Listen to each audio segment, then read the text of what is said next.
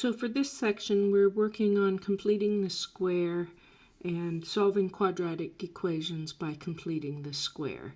So what I'm after here is I'm trying to find a perfect square, like a minus a constant, a minus 2 squared equals some other number q, okay?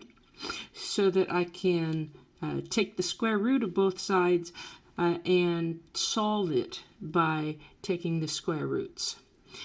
In order to do that, I have to have a perfect square that's going to look something like that.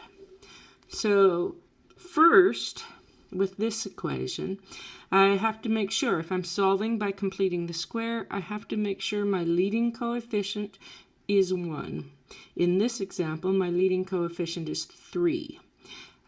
I can also, of course, factor out the greatest common factor, which in this case is 3.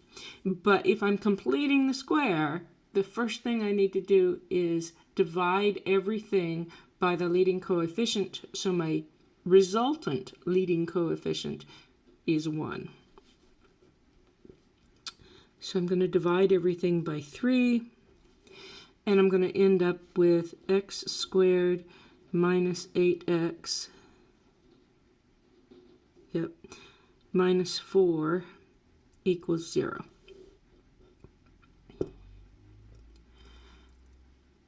Now, the next step is to move the constant. So I have all the x's on one side, everything with an x term in it on one side, everything else, all the constants on the other side.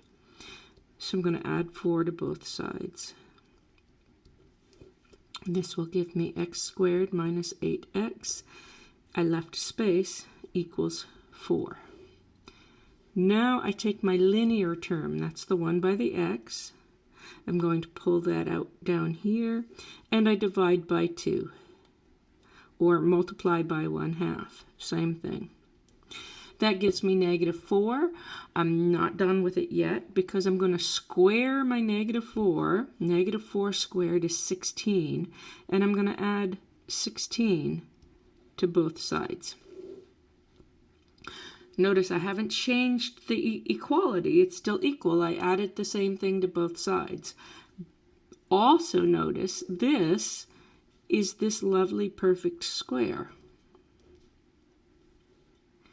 And I combined the 4 and the 16 to get 20. Now I can extract roots, or take the square root of both sides to solve for x. When I take the square root of my constant, I need to remember it's plus or minus. So I scrunched in a plus or minus right there. This is going to give me x minus 4 equals plus or minus the square root of 20. Of course, the square root of 20 can simplify because 20 is 4 times 5. So it's got that perfect square. 4 I can bring out as 2. So that will really be x minus 4 equals plus or minus 2 square root 5. And yes, I expect you to simplify it. If you have a radical, make sure it's in simplest terms. And then I'm going to add 4 to both sides.